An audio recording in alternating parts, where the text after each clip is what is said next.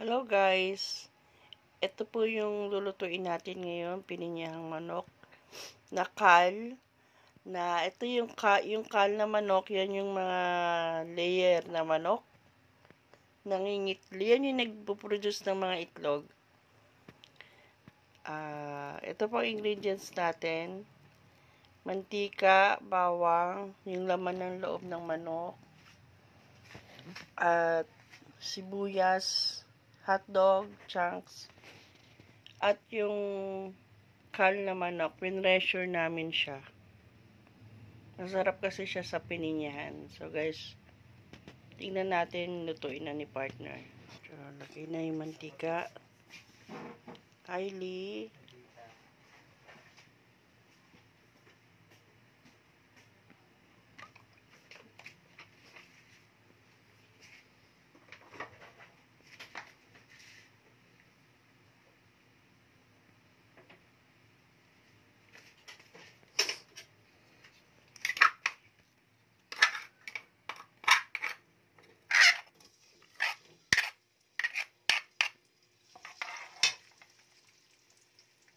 So, bawang muna.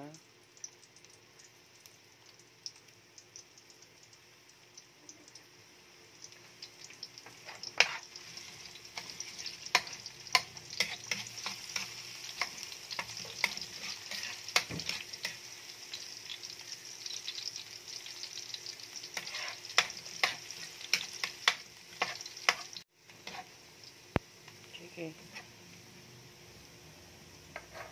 Bawang. Sibuyas na pala. Nilagay na yung, ano ba yan, taba-taba ng manok.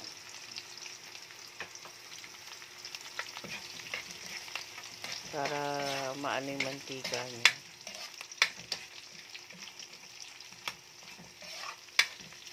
Gilisa muna namin guys yung mga ingredients. Gilisa. Ayan guys, lalagay na yung kal ng manok. Ayan, lalagay na ni partner. Yung si partner, siya yung nag-aano sa atin yan. Nagluluto ng pininyahan.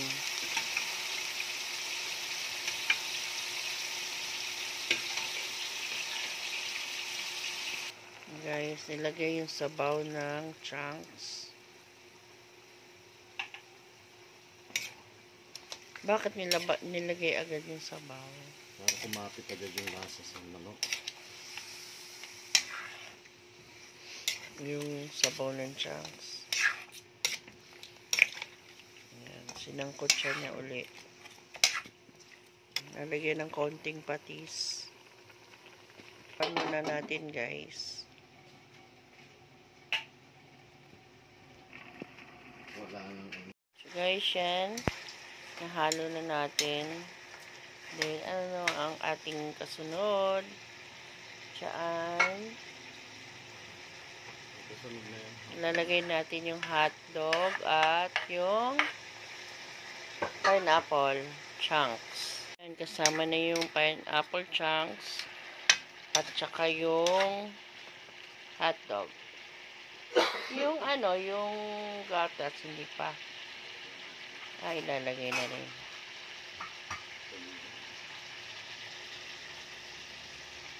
So, ayan guys. Nilagyan na ng gatas. Nilagyan na ng hotdog and chunks. So, antayin na natin siyang Timplahan na lang. timplahan na lang siya.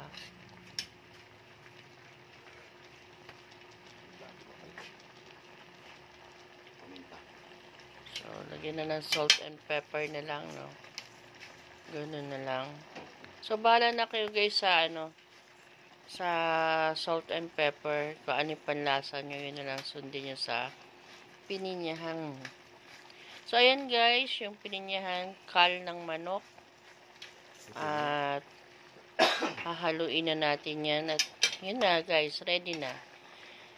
Pagkulo niyan, ready to serve na tayo guys. So, makikita natin yan mamaya sa next vlog natin.